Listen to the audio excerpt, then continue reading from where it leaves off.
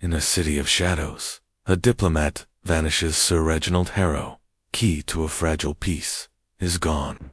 Sherlock Holmes and Dr. Watson plunge into a deadly game of secrets. Chasing the elusive Ravona mastermind plotting to spark war with a stolen list of spies. In a city of shadows, a diplomat vanishes. Sir Reginald Harrow, key to a fragile peace, is gone. Sherlock Holmes and Dr. Watson plunge into a deadly game of secrets. Chasing the elusive Ravona mastermind plotting to spark war with a stolen list of spies. Holmes produced a sovereign, spinning it on the desk. Your memory might improve. Silas pocketed the coin, but shook his head. No names, but I heard a voice foreign, maybe German. And there was a package exchanged. Small, wrapped in brown paper. Holmes's eyes narrowed. Where is this back room? Silas led them to a cramped chamber behind a velvet curtain. The room was bare, save for a table and 2 chairs. Holmes examined the table, noting a faint ring where a glass had stood. He scraped the residue from the surface, sniffing it. Absinthe, unusual for an ambassador. Watson frowned. You think Harrow was drugged? Possibly, Holmes said. Or he was indulging in a vice we weren't told about. He turned to Silas. The package, what became of it? Silas shrugged. Harrow took it when he left. That's all I know. As they exited the gilded cage, the fog seemed thicker, the street lamps mere pinpricks of light. Watson clutched the cufflink in his pocket, uneasy. Holmes, this feels bigger than a simple abduction. That note, the raven cufflink, the foreign voice, what are we walking into? Holmes's face was unreadable in the gloom. A puzzle, Watson, and one I intend to solve. Sir Reginald is alive, I'm certain of it. But his disappearance is no accident. Someone wanted him gone, and that someone is watching us. They hailed a hansom cab, the horses' hooves echoing in the silent streets. As they rode toward Baker Street, Holmes stared out the window, his mind already dissecting the clues. The note, the cufflink, the mysterious package, they were pieces of a larger design, one that threatened more than just an ambassador's life. Back at 221B, Holmes lit his pipe and spread the note on the table. Tomorrow, Watson, we dig deeper. The Carlton Club holds more secrets, and I suspect Herr Vogelor, whoever wears that raven cufflink, will lead us to them. Watson nodded, though a chill ran through him. The game was afoot, and the stakes were higher than he'd imagined. Chapter 2. Shadows in the smoke. The fog had thickened overnight, blanketing London in a spectral shroud that muffled sound and blurred the edges of reality. Sherlock Holmes and Dr. John Watson stepped from their hansom cab onto the polished stones of St. James's, the Carlton Club looming before them like a fortress of secrets. The night before, their visit had yielded the raven-embossed cufflink and a trail pointing to the gilded cage. But Holmes's restless mind had churned through the hours, piecing together the fragments of Sir Reginald Harrow's disappearance. Now, under the grey dawn, they returned to the club, determined to unravel its hidden truths. Holmes's Inverness cape billowed as he strode toward the entrance, his eyes sharp as a falcon's. Watson, the Carlton is more than a gentleman's retreat. Its walls guard whispers of power. We must tread carefully, but decisively. Watson, clutching his overcoat against the chill, nodded. That cufflink bothers me, Holmes. A raven, it's too deliberate to be coincidence. Precisely, Holmes replied, rapping the knocker. A symbol, a signature, or perhaps a taunt. We shall see. The doorman, the same scarred fellow from the previous night, admitted them with a grudging nod. Inside, the club was quieter in the morning light, its opulence softened by the absence of cigar smoke and clinking glasses. The manager, Mr. Pembroke, appeared promptly, his sleek demeanor now tinged with wariness.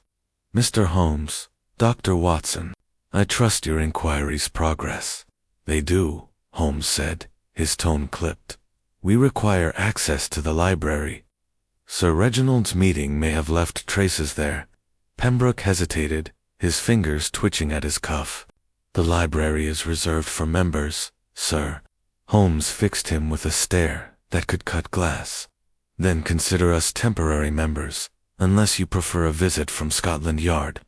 Pembroke swallowed, then led them down a corridor lined with portraits of stern-faced aristocrats.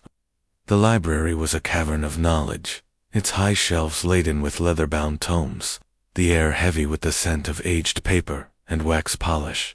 Tall windows admitted slivers of light, casting long shadows across the parquet floor. A few members lounged in armchairs, their newspapers rustling like dry leaves. Holmes moved with purpose, his gaze darting from shelf to shelf. "Watson, observe the arrangement. These books are not merely decorative.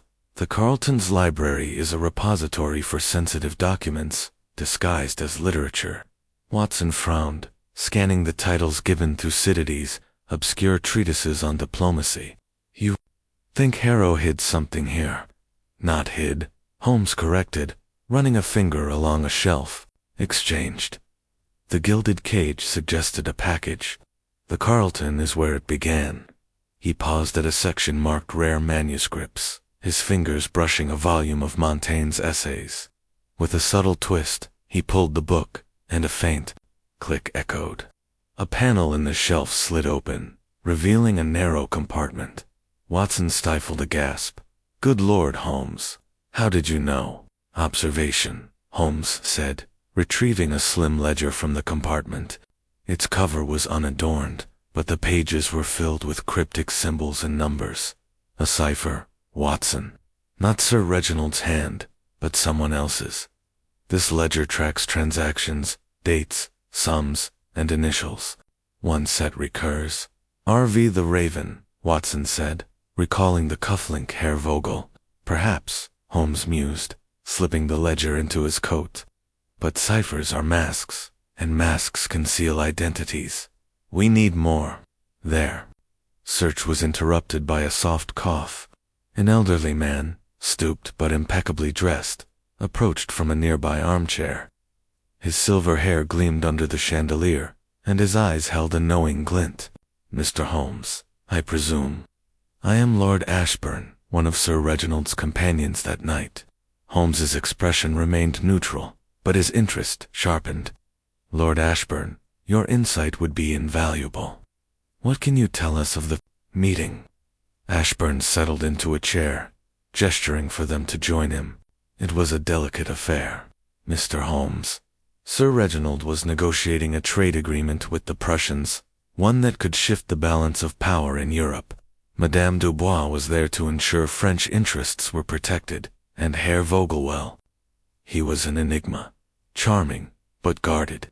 He spoke little, but his presence was commanding." "Did Sir Reginald seem distressed?" Watson asked. Ashburn's brow furrowed. "Not at first. He was his usual composed self. But toward the end, he grew agitated, checking his watch repeatedly. When we parted, he lingered, as if waiting for someone." Holmes leaned forward. "And Herr Vogel? Did he leave with him?" "No," Ashburn said. "Vogel departed earlier, alone. I saw him hail a cab outside." Holmes's fingers tapped the armrest. "And the package mentioned at the gilded cage? Did you see it?" Ashburn's eyes flickered. "No package, Mr. Holmes. But Sir Reginald carried a small satchel. He guarded it closely." As they spoke, Watson noticed a figure lurking near the shelves, a young man in a waiter's uniform, his eyes darting nervously. When he saw Watson watching, he slipped behind a bookcase. "Holmes," Watson whispered, nodding toward the spot. Holmes excused himself from Ashburn and approached the bookcase, his movements silent as a cat's. He rounded the corner, only to find the waiter vanishing through a service door. After him, Watson. The chase led through a maze of back corridors, the air growing musty as they descended into the club's underbelly. The waiter, nimble and desperate, darted past crates of wine and stacks of linens. Holmes, with his long strides, closed the gap. Seizing the man's collar, Just as they reached a loading dock open to the fog-choked alley. "Who sent you?" Holmes demanded, pinning the waiter against a crate. The man, barely 20, trembled, his face pale. "Nobody, sir. I was just—" "Don't lie," Holmes snapped. "You were eavesdropping. Who do you report to?" The waiter's eyes widened. "I swear, I don't know his name. Tall man, foreign accent, paid me to watch the library, report anyone poking around, said he'd know if I lied." Holmes released him, his mind racing. "Describe him." "Dark coat, hat low over his eyes, had a scar. Here," he touched his left cheek. "Called himself Raven." Watson's hand went to his pocket, where the cufflink rested. "The same man Tommy saw outside." Holmes nodded. "Thank you, lad. Now vanish and speak of this to no one." The waiter scrambled away, disappearing into the fog. Back in the library, Holmes studied the ledger under a reading lamp. "The cipher is complex, Watson, but not unbreakable. These initials are V appear alongside dates matching Sir Reginald's movements. The Raven is no mere observer. He's orchestrating something." Watson frowned. "But why target Harrow? If it's the trade agreement, why not steal the documents and be done with it?" "Because," Holmes said, "this is not about documents. It's about control. Sir Reginald's disappearance sends a message. No one is untouchable. The Raven wants chaos." Their conversation was cut short by a sudden commotion outside. Shouts echoed from the alley, followed by the crack of a pistol. Holmes and Watson raced to the balcony they'd inspected the previous night, peering into the fog. Below, two figures grappled, a tall man in a dark coat, his face obscured, and another, shorter, cloaked in black. The tall man landed a blow, sending the other sprawling, then fled into the mist. Holmes vaulted over the railing, landing lightly in the alley. Watson followed, wincing as his boots hit the cobblestones. The fallen figure was gone, but a scrap of fabric lay in the dirt black. Silk, torn from a cloak. Holmes pocketed it, his eyes scanning the alley. "Blood, Watson. Fresh, but not much. Our cloaked friend was wounded." Watson pointed to a glint in the shadows, a knife, its blade etched with a raven's head. "Another calling card." Holmes examined the knife, his expression grim. "This is no ordinary blade. The craftsmanship is Prussian, military issue. Our Raven is bold, leaving such tokens." As they returned to the club, Pembroke met them, his face ashen. "Mr. Holmes, there's been a disturbance. One of our staff saw a man attacked in the alley. We've sent for the police. Tell them to stand down," Holmes said. "This is my case, but I need the guest list from 2 nights ago, every name. No exceptions." Pembroke nodded, scurrying off. Holmes turned to Watson. "The Raven was here, watching us. That ambush was a warning. We're close, Watson, close enough to make him nervous." The guest list revealed little. Most names were familiar, diplomats or club regulars. Save for one, H. Vogel, listed with no title or address. Holmes's eyes gleamed. "Our Prussian Enigma. But I suspect Vogel is as much a mask as Raven." As they left the Carlton, the fog seemed to press closer, the city a labyrinth of shadows. In their cab, Holmes lit his pipe, the smoke curling like a question mark. "The ledger is our key, Watson. It points to a dockside tavern, the Rusty Anchor, where a transaction is set for tonight. If we're to find Sir Reginald, we must infiltrate it." Watson's stomach tightened. "The docks? That's a rough place, Holmes. And after that ambush, precisely why we must go." Holmes interrupted. "The Raven expects us to hesitate. We shall not." He leaned back, his face half lit by the cab's lantern. "Prepare yourself, Watson. Tonight, we step into the lion's den." The cab rattled toward Baker Street, where Holmes would decipher the ledger's secrets. Watson gripped the cufflink, its Raven emblem cold against his palm. The Carltons. Mysteries were unraveling, but each answer birthed new questions. Sir Reginald's fate hung in the balance, and the Raven's shadow loomed larger than ever. Chapter 3. The Dockside Conspiracy. The Thames exhaled a dank mist that clung to the docks, where the air was thick with the tang of tar and rotting fish. Sherlock Holmes and Dr. John Watson, disguised as weathered sailors in rough peacoats and caps pulled low, navigated the labyrinthine alleys of London's East End. The Rusty Anchor, a squat tavern nestled among warehouses, glowed faintly through the fog, its windows smeared with grime. The ledger from the Carlton Club, now partially decoded in Holmes's relentless mind, had pointed them Harridan of smugglers where a transaction linked to Sir Reginald. Harrow's disappearance was set to unfold. Holmes's sharp eyes scanned the alley as they approached. Watson, keep your revolver close. The Raven's ambush at the Carlton suggests he knows we're closing in. This place will be no less dangerous. Watson patted the bulge under his coat, his pulse quickening. That ledger, what did you make of it? Those initials, RV, and the dates. A schedule of illicit exchanges, Holmes replied, his voice low. The Rusty Anchor is a hub for smuggled goods, but the ledger hints at something more diplomatic. Papers, perhaps, or secrets that could topple alliances. RV, our Raven, is no mere criminal. He's a puppet master. They paused outside the tavern, where a faded sign creaked in the wind. The door was guarded by a hulking figure with a crooked nose, his breath visible in the chill. Holmes adopted a slouch, his accent shifting to a coarse sailor's drawl. "Evenin', mate. Me and my pals, lookin' for a pint and some mates."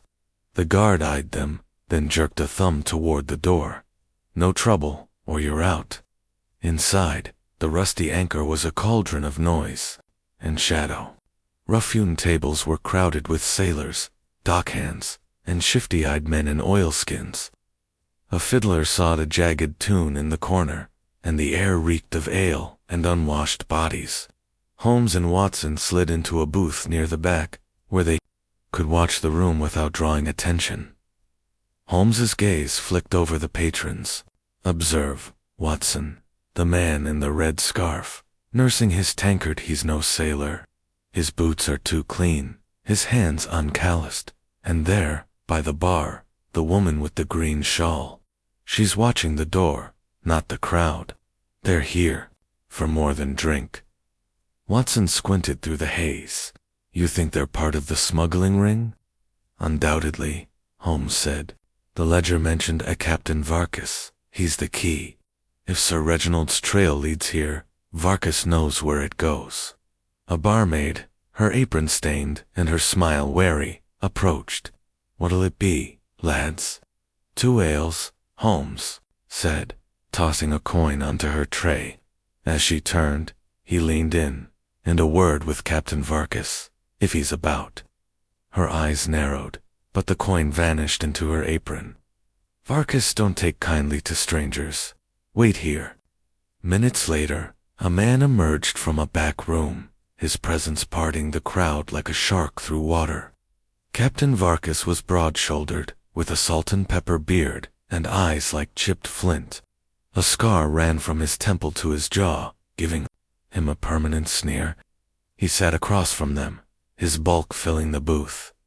"You're bold, asking for me," Varkas rumbled, his voice like gravel.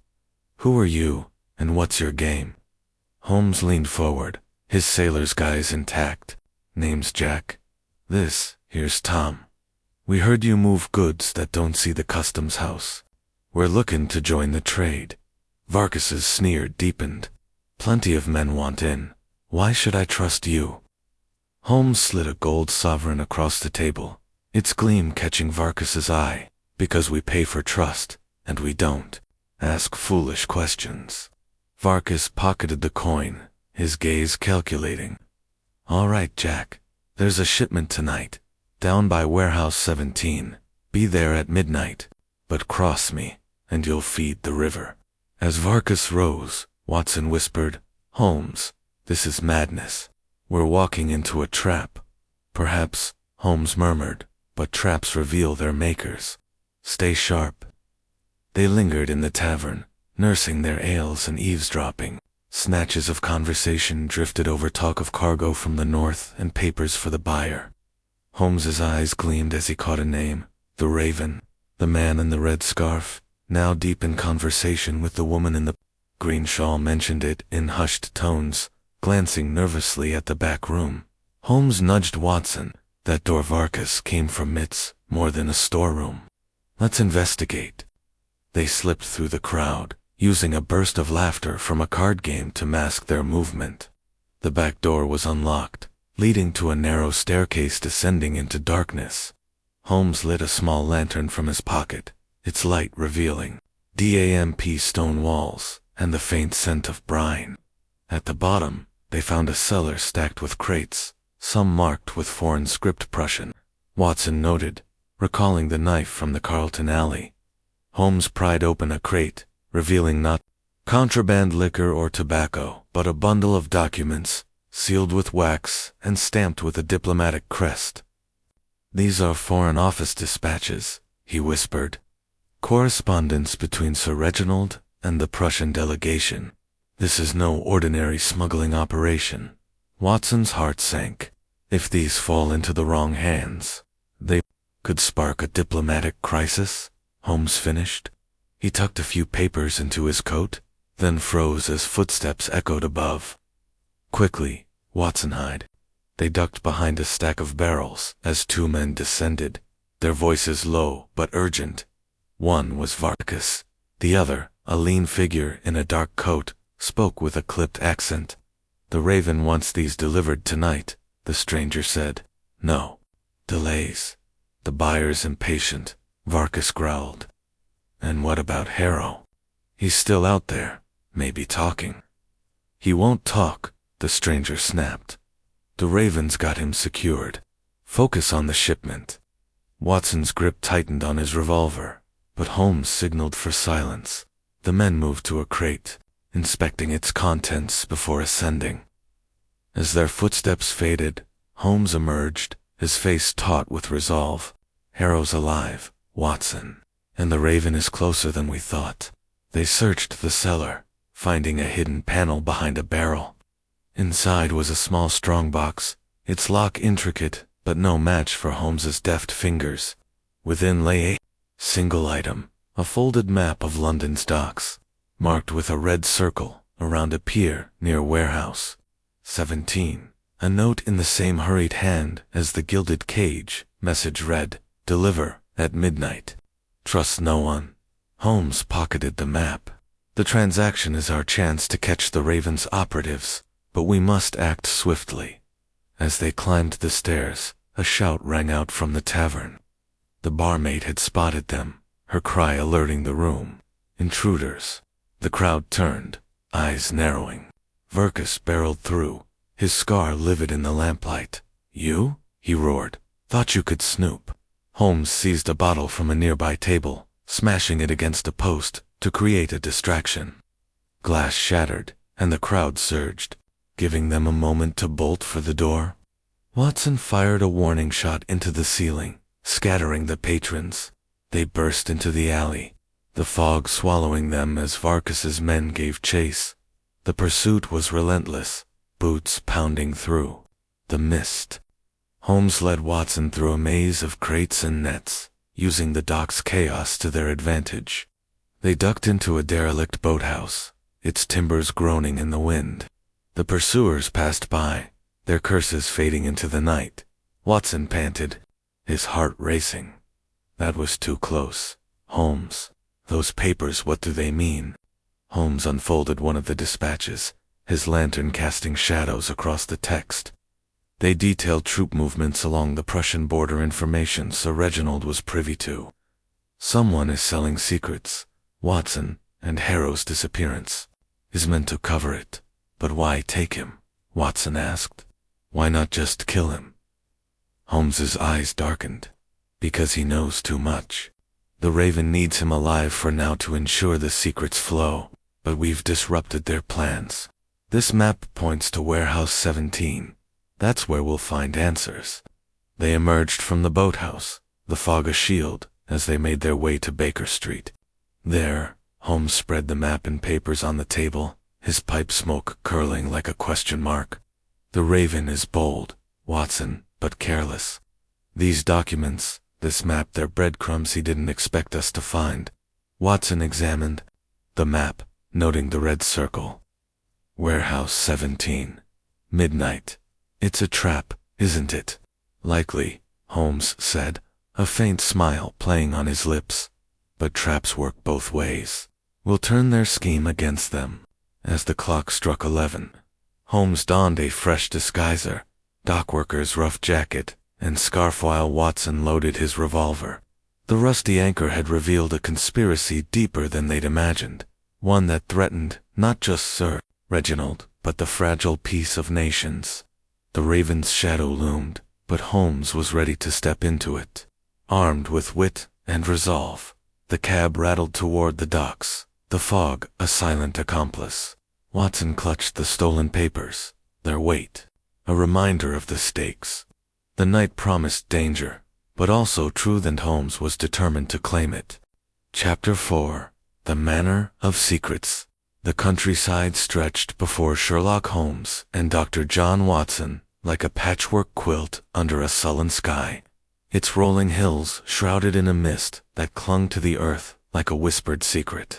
Their train from London had deposited them at a rural station, where a hired trap now rattled along a muddy lane toward Blackthorn Manor, a crumbling estate named in the cryptic map from the rusty anchor's strongbox. The stolen diplomatic papers, tucked safely in Holmes's coat, hinted at a conspiracy tied to Sir Reginald Harrow's disappearance, and the red circle on the map marked this manor as the next link in the chain. The air was sharp with autumn's bite, and the distant caw of a raven seemed an ominous herald. Holmes, disguised as an antiquarian in a tweed suit and spectacles, sat upright, his keen eyes scanning the horizon. Watson, Blackthorn Manor is no mere hideout. The ledger's cipher and those papers suggest a nerve center for the Raven's operations. We must be prepared for deception. Watson, clad in a similar scholarly guise, adjusted his scarf against the chill. Those documents droop movements. Coded messages there. Dynamite. Holmes. If this manor is where the Raven's plotting, we're walking into a viper's nest. Indeed, Holmes replied, his voice low. But vipers strike only when threatened. Our task is to charm them first. The trap halted before a wrought-iron gate, its spikes rusted but imposing. Beyond, Blackthorn Manor loomed a Gothic pile of weathered stone, its towers clawing at the sky. Ivy strangled the walls, and the windows stared like empty eyes. A groundskeeper, grizzled and suspicious, admitted them after inspecting their forged letter of introduction, which claimed they were scholars seeking rare manuscripts. The manor's interior was a study in faded grandeur, dust-laden chandeliers, threadbare tapestries, and a pervasive scent of mildew. They were led to a cavernous drawing room, where Lady Evelyn Blackthorn awaited. She was a striking woman in her 30s, with raven-dark hair and eyes like polished jade. Her silk gown rustled as she rose, her smile both welcoming and guarded. "Mr. Hawthorne, Dr. Wilson," she said, addressing their aliases. "A pleasure to receive scholars in my humble home. You seek manuscripts, I understand." Holmes bowed, his manner polished but probing. "Indeed, Lady Evelyn. We've heard Blackthorn Manor houses a collection of rare diplomatic texts, perhaps from the Napoleonic era. May we examine them?" Her smile tightened. "My late father was a collector, but his library is eclectic. I'd be delighted to show you, though I warn you, it's in some disarray." As she led them through shadowed corridors, Watson whispered, "She's too poised. Holmes, she knows something." "Undoubtedly," Holmes murmured. "Observe her hands, she's twisting her ring." A nervous tell, despite her composure. The library was a labyrinth of shelves, its air thick with the musk of old leather. Lady Evelyn gestured to a section of dusty tomes. "Here you are, gentlemen. I'll leave you to browse. Do call if you need me." As her footsteps faded, Holmes moved swiftly, his fingers tracing the spines. These books are a facade, Watson. The real treasure is hidden. He tapped a panel behind a shelf, revealing a concealed lever. With a soft groan, a section of the wall swung open, exposing a stone staircase descending into darkness. Watson's hand went to his revolver. Another secret chamber. This place is a maze of them. Holmes lit a pocket lantern, its beam cutting. Through the gloom, the raven favors hidden places. Let's see what this one hides. The staircase led to a subterranean chamber, its walls lined with maps and charts pinned haphazardly. A table held a telegraph machine, its wires trailing into the shadows, and stacks of encrypted telegrams. One map, prominently displayed, marked European capitals with red pins, connected by threads forming a web of intrigue. Another showed London's docks, with Warehouse 17, circled the same location from the rusty anchor's map. Holmes examined the telegram, his brow furrowing. These are instructions, Watson, coded but clear. They detail shipments of sensitive documents to foreign agents. The Raven's network extends beyond England. Watson picked up a ledger, its pages filled with the same cipher as the Carlton clubs. More of RV's handiwork.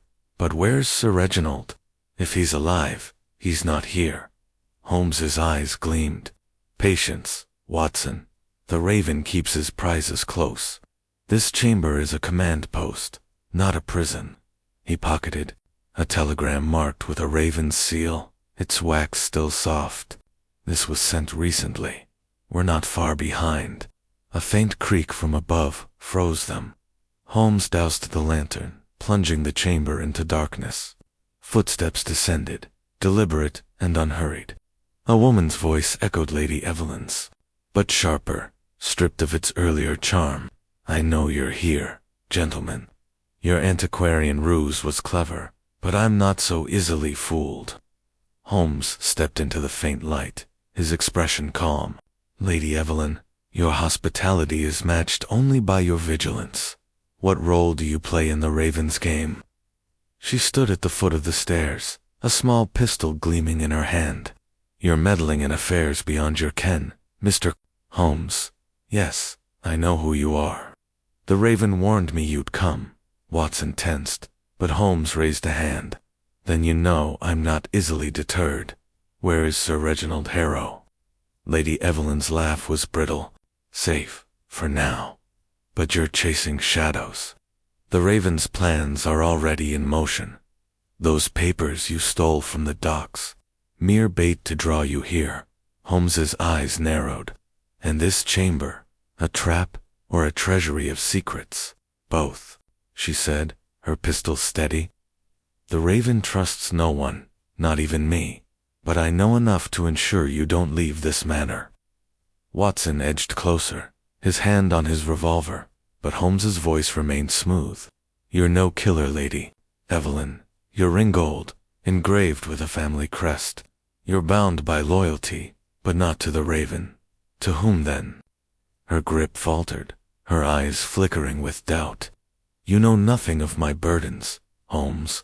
My father's debts left this manor a hollow shell. The Raven offered salvation money, power. All I had to do was provide a sanctuary and betray your country. Holmes pressed, stepping closer. Those telegrams plot war, Lady Evelyn. Your sanctuary fuels chaos. She wavered, the pistol dipping.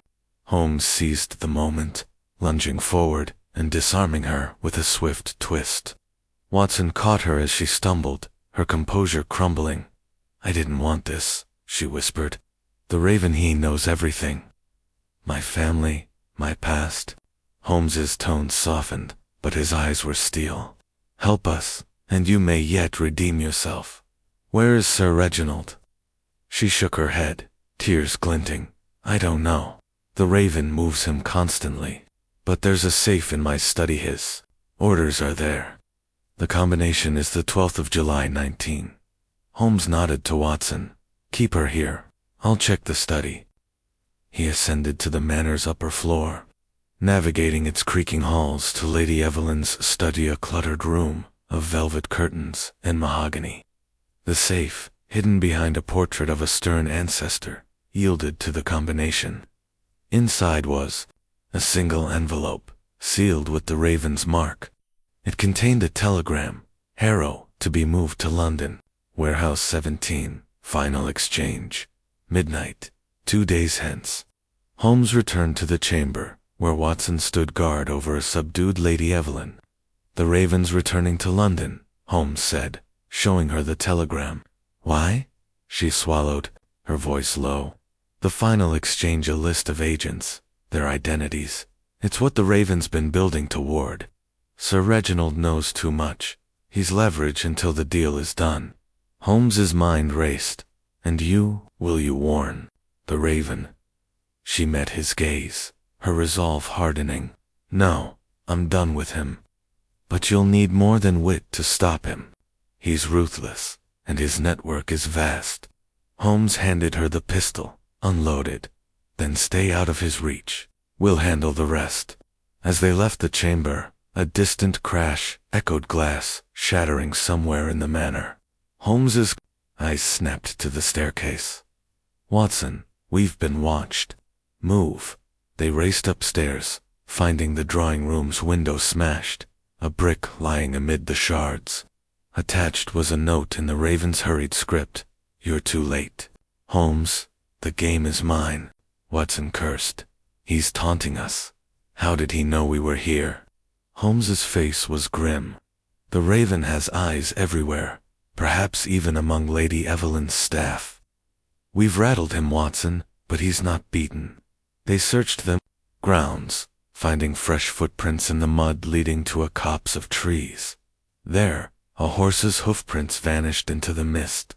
"He's gone," Watson said, frustration lacing his voice. "But we have the telegram." "And time," Holmes added, his voice steady.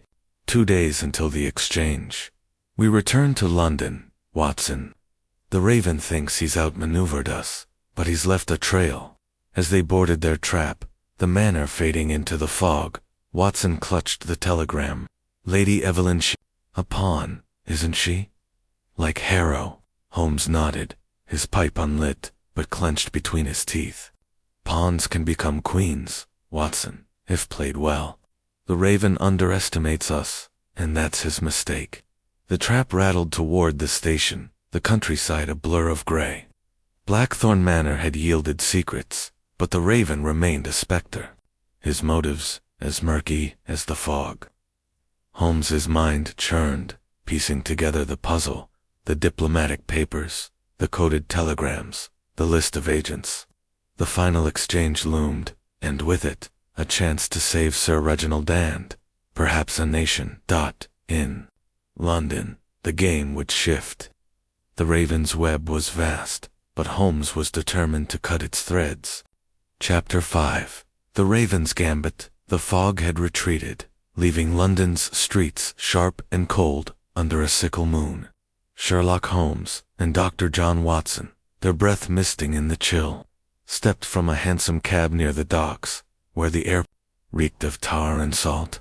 The telegram from Blackthorn Manor, now tucked in Holmes's pocket, had revealed the raven's plan: a final exchange at warehouse 17, where Sir Reginald Harrow, still alive, was being held as leverage for a list of covert agents. The stakes were higher than ever, with the specter of war looming if those names fell into the wrong hands.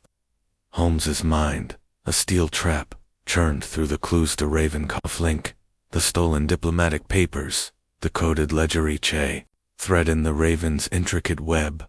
Holmes, clad in a dark overcoat to blend with the shadows, adjusted his scarf. "Watson, tonight is no mere rescue. The raven is cornered, and cornered beasts are dangerous. We must outwit him before he slips away." Watson, his revolver a reassuring weight under his jacket, nodded grimly. "That telegram said midnight, Holmes. If Harrow's there, so is the raven or his men. What's our play?" "We infiltrate," Holmes said, his eyes glinting like flint. "The warehouse is a fortress. but every fortress has a crack.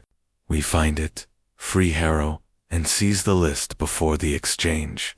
They crept through the docks, where cranes loomed like skeletal giants, and the Thames lapped at rotting piers. Warehouse 17 was a hulking structure of corrugated iron, its windows blacked out, a single lantern flickering above a side door. Shadows moved within, and the faint murmur of voices carried on the wind. Holmes signaled Watson to follow, slipping into an alley where crates were stacked haphazardly, offering cover at the door. Holmes examined the lock, a heavy padlock, rusted but sturdy. From his pocket, he produced a slender pick, working with the precision of a surgeon. The lock clicked, and they eased inside, the door creaking faintly.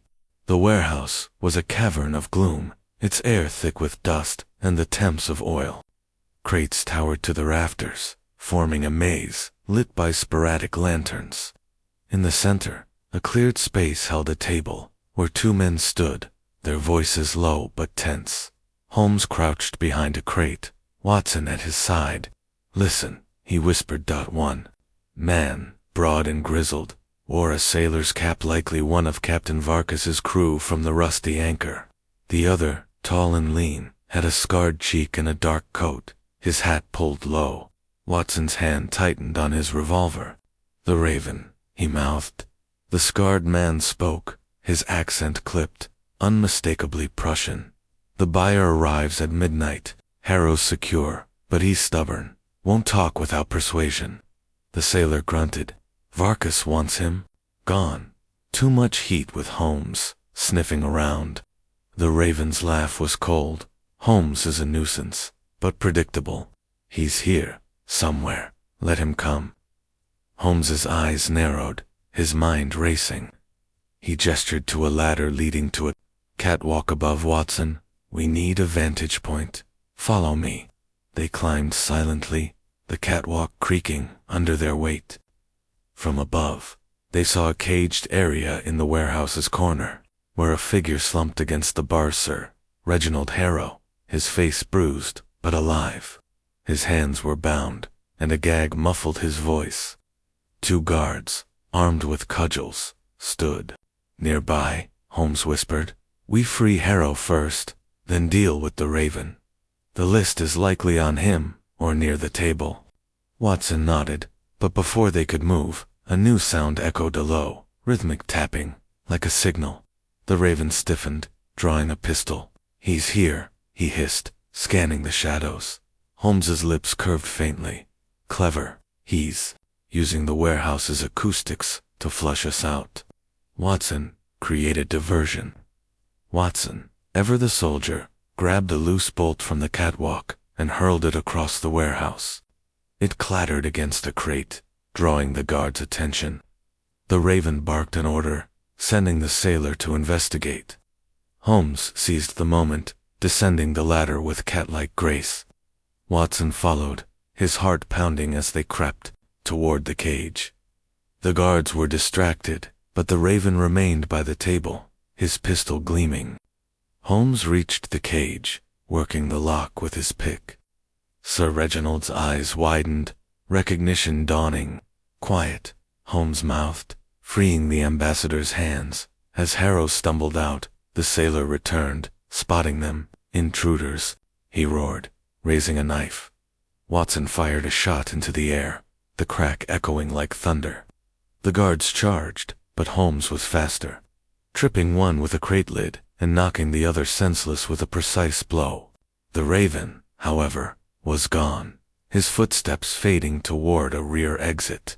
After him, Holmes shouted, helping Harrow to his feet. "Watson, take Sir Reginald to safety. I'll pursue." Watson hesitated, but Harrow's weak grip on his arm urged him on. "Go, Holmes. I'm fine." Holmes sprinted into the fog, the Raven's silhouette a fleeting shadow. The chase led through a warren of alleys, the Raven's agility matched only by Holmes's relentless focus. They reached a derelict, Pierre, where the Raven turned, his pistol raised. "You're persistent, Holmes," he sneered, his scars stark in the moonlight. "But you're too late." Holmes, unarmed but undaunted, stepped closer. Your list, Raven. Hand it over, and this ends without bloodshed. The Raven laughed, his accent thickening. You think this is about a list? It's power, Holmes. Nations will bend when I'm done. Holmes's eyes flicked to the Raven's coat pocket, where a bulge betrayed the list's location. Power is fleeting when built on betrayal. Your network is crumbling, Lady Evelyn's turned. Vargas is exposed. Surrender now. The Raven's smile vanished. He lunged, aiming to push Holmes into the Thames, but Holmes sidestepped, seizing the man's wrist. They grappled, the pistol clattering to the pier. Holmes's strength, honed by years of boxing, prevailed, pinning the Raven against a piling. He tore the list, a folded sheet of names and codes, from the Raven's pocket. But the Raven was slippery, twisting free and diving into the fog. Holmes gave chase, but the mist swallowed his quarry, leaving only the echo of mocking laughter. Frustrated but resolute, Holmes clutched the list. Its ink, a litany of treachery. Back at the warehouse, Watson had secured Harrow, who was weak but coherent. Holmes, thank God, Harrow rasped as Holmes returned. They wanted my to Foreign Office ciphers. I didn't break. Holmes nodded, his face grim. You're safe now, Sir Reginald. But the Raven escaped, and his buyer may still be out there. Watson frowned, helping Harrow to a crate. The list, did you get it? Holmes held up the paper, the heart of his scheme. Names of double agents across Europe. With this, we can dismantle his network. They escorted Harrow to a waiting cab, the docks silent now, save for the lapping river. At Baker Street, Holmes spread the list on the table. Its contents, a map of betrayal. The Raven's wounded, Watson, but not finished. He'll strike again, and soon. Harrow, sipping brandy to steady his nerves, spoke softly. He mentioned a ball, masquerade at Lord Cranston's estate. Tomorrow night, the buyer's there, waiting for the list. Holmes's eyes gleamed. Then that's where we end. This, Watson, rest while you can. Tomorrow, we dance with the devil. As dawn crept over London, Holmes sat by the fire, the list in hand. The Raven had slipped through his fingers, but the game was far from over. The masquerade loomed, a final chance to unmask the traitor and save a nation from chaos. Watson, watching his friend's relentless mind at work, knew the battle was only beginning. Chapter 6. The final enigma. The grand ballroom of Lord Cranston's Mayfair. The stage shimmered under a constellation of chandeliers, their light refracting through crystal flutes and jeweled masks. It was the night of the masquerade, a glittering affair where London's elite mingled in anonymity, their faces hidden behind velvet and feathers. Sherlock Holmes and Dr. John Watson, clad in tailored evening wear and subtle masks. Holmes, a sleek black domino. Watson, a silver half-mask, moved through the throng, their senses attuned to the undercurrent of danger. The list of double agents, secured from the Raven at Warehouse 17, was safe in Holmes's inner pocket. But Sir Reginald Harrow's revelation had set the stage for this final act. The Raven's buyer was here, and the traitor himself would make one last play for the prize. Holmes's eyes, sharp as a hawk's, scanned the room. Watson, the masquerade is a perfect stage for treachery. The Raven thrives in shadows, and these masks are his cloak. Stay vigilant. Watson, his hand brushing the revolver beneath his jacket, nodded. Harrow said, the buyer's here for the list. But how do we spot the Raven in this crowd? Everyone's a stranger tonight. Holmes's lips curved faintly. Not quite. He leaves traces, his scar, his gait, the Raven motif, and his arrogance will betray him. He cannot resist the game. The ballroom was a kaleidoscope of color and sound, silks rustling, laughter, bubbling over the strains of a waltz and the clink of champagne glasses. Couples swirled across the polished floor, their masks lending an air of intrigue. Holmes and Watson positioned themselves near a marble pillar, where they could observe without drawing attention. A grand staircase led to a balcony overlooking the room, and Holmes's gaze lingered there, noting a figure in a crimson cloak who stood too still, watching the crowd. "Watson," Holmes murmured, "that man on the balcony. His posture is deliberate, his hand resting on a cane, a prop perhaps, to conceal a weapon." Before Watson could respond, a woman approached, her gown a cascade of emerald silk, her mask adorned with peacock feathers. Her voice was low, laced, with a French accent. "Mr. Holmes, I presume? You're not as invisible as you think." Holmes's expression remained impassive. "Madame Dubois, I take it. Your presence at Sir Reginald's meeting was noted. What brings you here?" She smiled, her eyes glinting through the mask. "The same as you, I suspect. The Raven's game threatens us all. I've no love for him, but I know his buyer a Russian, Count Volkov. He's here, in a gold mask, with a wolf's head." Watson's brow furrowed. "Why help us? You're a French envoy. Your interests aren't ours." Madame Dubois's smile faded. "The Ravens list names my agents as well. If Volkov gets it, France suffers. I propose an alliance, temporary but mutually beneficial." Holmes studied her, his mind weighing her words. "Very well. Point us to Volkov, and we'll see where your loyalty lies." She gestured subtly toward a tall figure near the orchestra, his gold mask gleaming with predatory elegance. "There, but beware he's not alone. The Raven's men are in the crowd." As she melted into the dancers, Holmes leaned toward Watson. "She's playing her own game, but her information is useful. We focus on Volkov, but keep an eye on that crimson figure above." They wove through the crowd, the music swelling as they neared the Russian. Volkov was surrounded by admirers, his deep laugh carrying over the din. His mask, ornate with wolfish features, gave him an air of menace. Holmes approached, his voice smooth as silk. "Count Volkov, a word, if you please." On a matter of mutual interest, Volkov's eyes, dark and calculating, met Holmes's through the mask. "You have my attention, sir, but I don't know you." "You know of a certain list, Holmes," said, lowering his voice. "One that names men who serve two masters. I have it, and I know you seek it." Volkov's posture stiffened, his hand brushing his waist, likely a concealed blade. Bold words for a masked stranger. "Where is this list?" Holmes smiled thinly. "Safe, for now. But the Raven seeks to deliver it to you. Tell me where he is, and we might avoid unpleasantness." Volkov laughed, a sound like breaking ice. "You think I'd betray him? The Raven is a ghost, my friend. Even I don't know his face tonight." Before Holmes could press further, commotion erupted near the staircase. The crimson-cloaked figure had vanished, but a scream cut through the music. Guests parted, revealing a footman sprawled on the floor, a dagger in his shoulder. Its hilt bore the Raven's emblem. Holmes knelt beside the man, who gasped. He went upstairs. Red cloak. Watson drew his revolver, scanning the crowd. "Holmes, it's him. He's making his move." Holmes sprang up, his voice urgent. "Watson, guard Volkov. Don't let him leave. I'll find the Raven." He sprinted up the staircase, the crowd a blur below.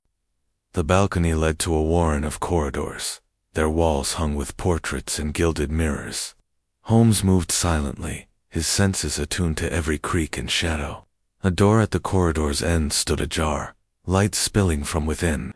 He eased it open, revealing a private study, its desk strewn with papers and a single candle flickering. The Raven stood by the window, his crimson cloak discarded, revealing a black suit and a mask shaped like a raven's head. His scarred cheek was unmistakable, his voice a low growl. "Holmes, you're predictable, chasing me to the end." Holmes stepped inside, his hands empty but his stance ready. "And you're reckless, Raven. This list," he tapped his pocket, "ends your game. Surrender, and you may yet live." The Raven's laugh was bitter. You think this is about the list. It's revenge, Holmes. Harrow humiliated me years ago, cost me my name, my honor. This conspiracy was his ruin and yours, if you persist. Holmes's eyes narrowed, piecing together the motive. You're Klaus Vogel, disgraced Prussian diplomat. Harrow exposed your corruption, didn't he? This is personal. Vogel tore off his mask, revealing a face twisted by rage and scars. He ruined me, and now I'll ruin his precious alliances. Volkov will pay dearly for that list, and Europe will burn. Holmes edged closer, his voice calm but cutting. Your vendetta blinds you. Lady Evelyn betrayed you. Vargas is in custody, and your network is unraveling. Give me the buyer's contact, and I'll ensure you face justice, not vengeance. Drew a pistol, its barrel steady. You're unarmed, Holmes, a mistake. But Holmes was never truly unarmed. With a flick of his wrist, he tossed a handful of ash from the fireplace, blinding Vogel. The Prussian fired wildly, the shot shattering a mirror. Holmes tackled him, pinning his arm and wrenching the pistol free.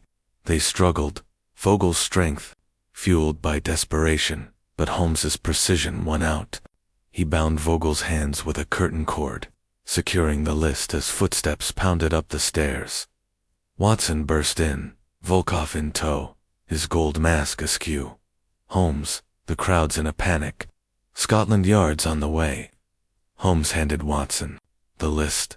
Keep this safe. Volkov, you're coming with us. Your buyer's plans are finished. Volkov sneered, but offered no resistance, his arrogance deflated. As they escorted him and Vogel downstairs, the ballroom was a chaos of fleeing guests and arriving constables. Sir Reginald Harrow, recovered and flanked by Foreign Office men, met them at the entrance. Holmes, you've done it. The list.